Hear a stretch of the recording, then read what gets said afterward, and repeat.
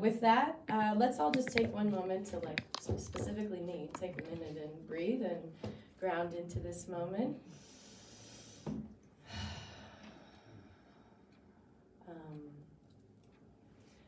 I've been coming here since before I went to that trip to India, and this space has been so much for me. You know, it's a community where we can gather and share common beliefs in God and in our own worth and our own healing. So I'm just grateful for all of you.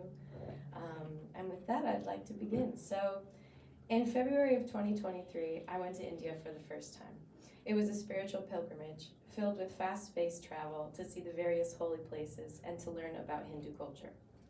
At the end of the organized trip, myself and a handful of others remaining flew down to stay at Amma's ashram in Kerala. Amma is known as the hugging guru. I wasn't completely familiar with her teachings, but her face was recognizable, and everyone was saying she was an incarnation of Kali, the dark mother of India. They say Kali will destroy evil in your life. Kali is, she's an incarnation of Shiva, and she's this dark-skinned female goddess who wears a necklace of skulls around her neck. So she's badass. So if you know anything of Amma, you may have heard what people say about being in close proximity to her. They will say she will burn your karmas, that once you start towards her on your journey, already your inner fire has started burning away your attachments. So my experience at Amma's was a relaxing end to my energetic trip in India, but I had just received so much, and I was in the presence of this Divine Mother. Each day at the ashram was spent, ideally, waking up early for prayers, doing seva or selfless service, and attending her evening darshans, or darshan is a word for a blessing. However, whatever darkness I had within me was being pulled out of me like an exorcism. I was stuck in bed for some of the days, sleeping to avoid reality. I would wake up at wonky hours, side-eyeing all the conservative people as I made my way to the ocean to wash off my weariness. The waves of the Arabian Sea, side note, the ashram is like right on the ocean. The waves of the Arabian Sea were warm and welcoming and became my favorite place to escape the heat of southern India in February. But through Amma's divine bhajans, which are her songs, through her sacred hugs, and through the baptism of those waves, I had many realizations. All of a sudden, I could see so clearly that a majority of my pain was because I judged myself for nearly everything. Every way I did something, I judged myself for the way I responded to things internally, for how I looked, for what I had not accomplished, and most especially, for how I had hurt my loved ones in the past. The ghosts of shameful experiences of my past were haunting me, and finally I realized I had a magic that could keep it away: self-compassion. When I finally started realizing how much I judged myself, I'd catch it in the moment and decide to stop, change it. Next time, I wouldn't validate that thought. Instead, I'd call it for what it is: bullshit. So, I wanted to talk a bit about the word power as well. The definition of power is when you have control over somebody or something, dominance, when you can assert influence. Power can be asserted through violence or through wisdom. All of us have a bit of both. There's an inner war being fought between the two. And while we have to live in this material realm, we have to, by nature, fall under the control of many different forces. So God gave us this gift of intelligence, of choice, free will, self-determination. So why not choose to be under the guidance of compassion and love for ourselves and others? Compassion is the kinder side of our human nature, and if we allow it, the wisdom of compassion can take control in our lives. When we give ourselves compassion, we allow ourselves to be the messed up failures that we are sometimes. It's when we take back power from foreign hands. When we have the ability to accept ourselves, accept our situations, accept our challenges, is when we have freedom. Because the definition of freedom is the power or right to act, speak, or think as one wants without hindrance or restraint. Freedom. When we believe the stories that the world tells us, stories of our inadequacy, we give ourselves away. We give our power to corporations, to ideals, to our jobs, to our partners, and to our children. But take that power back, because only you have the ability to give it away. Go inward with kindness, maybe a kindness that is only reserved for yourself. And hear openly what story is being told. What does it sound like, this inner narrative? Is it a familiar one that you've assumed from our culture? For example, as a woman, whether or not we want to admit it, the quality that our culture values most in us is our physical beauty. So I go inward, and that's what I hear. No matter what, being beautiful is always essential. And this feels difficult. Just because it feels overwhelming doesn't mean it's true. And in fact, I'm not even mad that I feel this way. The world wants me to feel down and not beautiful because it gives them my power. So I've shook all that off. Oh, sorry. I've begun to see myself, my past, my body differently, with more loving eyes. And it's a nice place to be. And I don't know if it's just my karma or what, but when I finally realized how much of a bad bitch I am, the world started having problems with me. You know, they say, you found success when you have haters. And I don't want to glorify that, but I just felt like over and over again, different people or circumstances were implicitly expecting me to prove myself. I think all along, especially for someone like me who was a perfectionist in school, in America, we're brainwashed to believe in our own lack of enoughness in order for the powers that be to control us and profit from us. Women's cosmetic companies profit off of women feeling the need to purchase a product in order to beautify themselves. So deciding you are enough can be a revolutionary decision, and sometimes it feels like it. So dare yourself to have a different thought. You're not obligated to have the same opinions you've always had, especially opinions about yourself. Maybe there's something about yourself, your body, your past, etc., that always nips at your peace in the present moment. Let's take a moment together and invite that hindrance in with open, loving arms. What comes to mind? Is it jealousy, fear, depression, anger, lust, disappointment, your belly, your addictions, those things that suck? It's only another piece of your dynamic self, once recognized, can be integrated into a more loving existence. But how? You do this by shining your illuminating light of awareness onto it. What does it feel like in your body? How does it manifest in your thoughts? How are you using it as fuel to criticize yourself?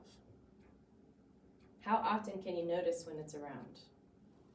And in those moments, can you change your response from irritation to understanding and acceptance?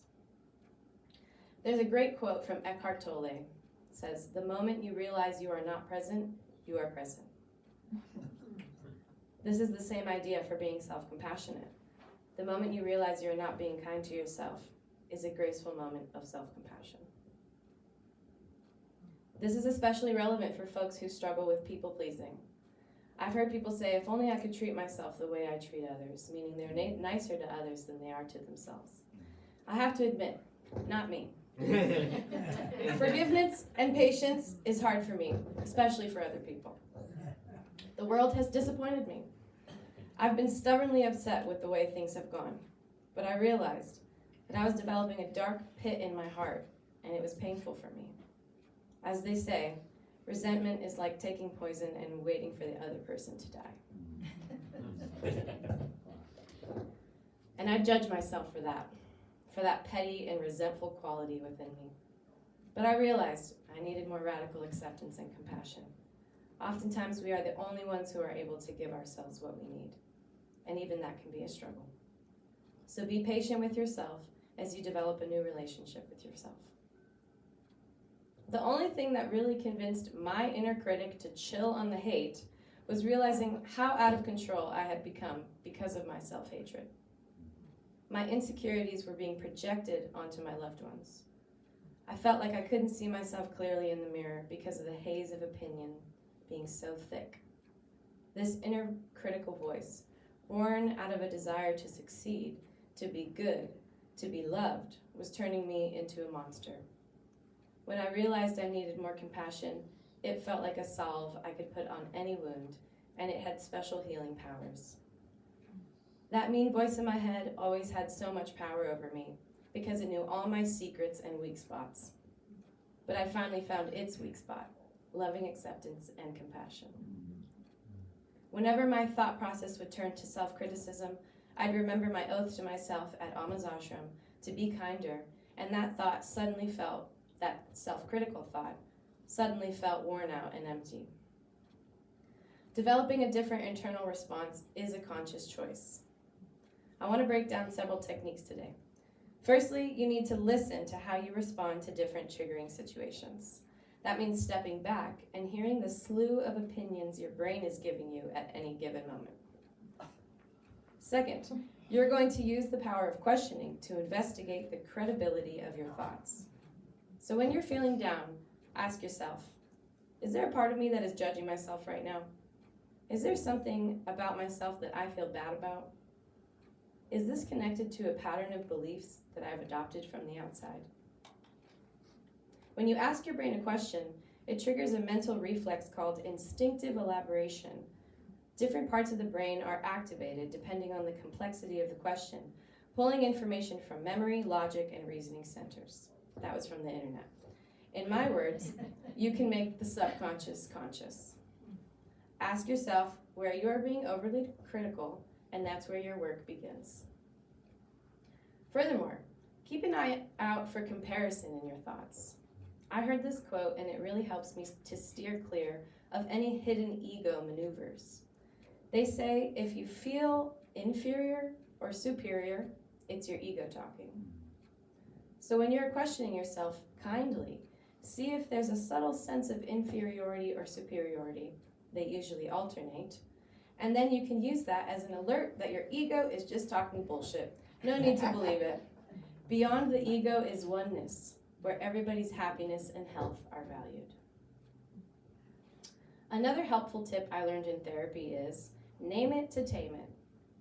Understanding the ways my shadow self was dominating my actions was helpful in therapy, especially when I could identify it for what it was: insecurity, anger, jealousy, etc. And then I choose to be compassionate to that. I was diagnosed with OCD, which manifested in my life as overwhelming negative fears of my health, my own worth, my safety in intimate relationships, and my safety in the world at large. But a feeling that was once a panic-inducing, threatening thought is now categorized as an OCD/impulsive thought, a very common thing, and it doesn't hold as much power over me anymore. So when you're challenged, you can look inward. Your brain will give you an answer. I'm anxious, I'm sad, I'm afraid, I'm disappointed. And you can work with that. It's much easier to welcome with open arms a piece of your shadow when it's not still an unnamed dark mass that evades you. Another amazing tip is the power of language. Over the past couple years, I try not to say bad things about myself, even if it's something I'm working through. I try not to speak it. I try to do the same for others. Internally, in my internal monologue, I wish people well. Whether they are strangers or not, I ask God to bless them. I connect with that inner self, and I ask God to protect my loved ones. Additionally, I've used affirmation videos, and they have been helpful for me in changing the subconscious beliefs of myself. Sometimes the brain literally just needs new language to articulate new neural pathways that are being formed. So don't judge yourself for the ways you haven't been nice to yourself in the past. Start from there. Realize that change is your nature, and you can assert some dominance over the course of your life. Decide you forgive yourself for your past ways that you've been mean to yourself, and decide that changes now. So that's my first part of my talk about self-compassion. This is a very personal journey, but the second part is called assistance from a higher power.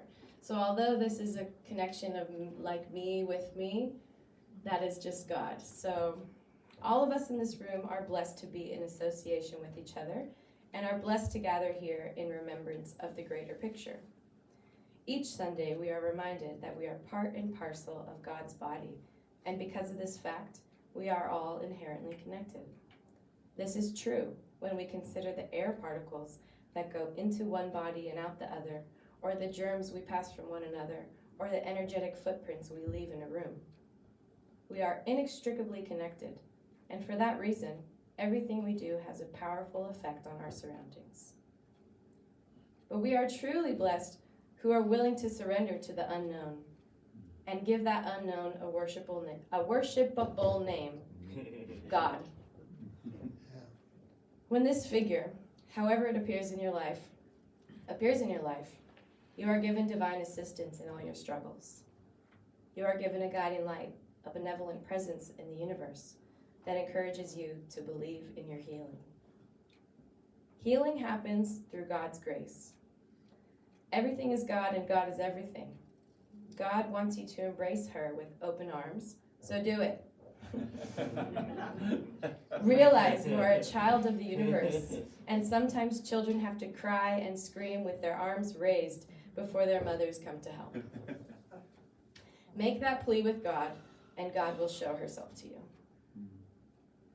If calling out to God feels cringe to you, consider this piece of advice I found in this book. This book I brought because it's such a great book. It's called The Knowing Heart, A Sufi Path of Transformation. It says, one of the great Sufis I have known, a man whose love was so tangible it was barely possible for us to be in his presence without tears, used to say, may my imitation become real. By practicing the fruits of love, by showing kindness, patience, generosity to others, especially when it doesn't come easy, we may summon the cause of these fruits, namely real love. The tree bears fruit, and the fruit can also produce the tree. This method works in our relationship with God, with others, and with ourselves. Act lovingly, act compassionately, even if it's not what your ego wants. The commitment I made was in this nature. Even if it's uncomfortable, I decided my opinion of myself would be unconditionally positive, and I'd act like it until it was true. When we don't have faith in a higher power, it's easy to feel vulnerable because we are small mortal beings in this world of higher powers that threaten to dominate us. But if God decides to show itself to you, you can be blessed to realize that all that happens in our life is meant to be. God, aka the creator, sustainer, and destroyer of everything, has control of your life.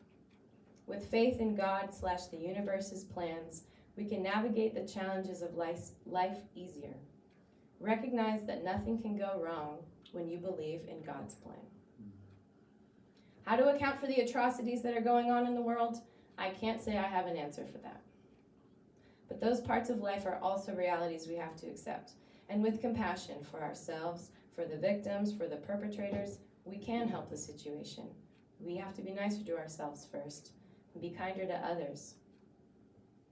Your choice to change the inner dialogue can send healing ripples throughout our community and throughout the world.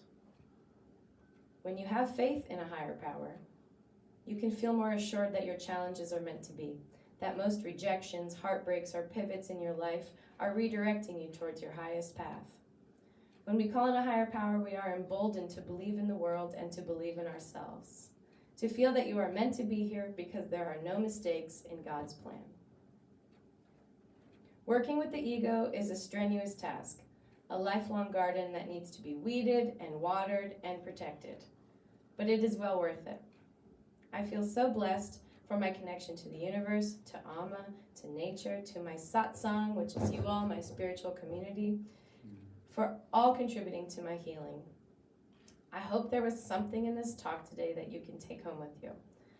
Freedom doesn't come for free, I suppose, so we have to work on it ourselves. Use the power of compassion to take control in your life and to be a guiding light for others. And I wrote this affirmation. I give myself what I need because I have the power to, and because of that, I'm free. Thank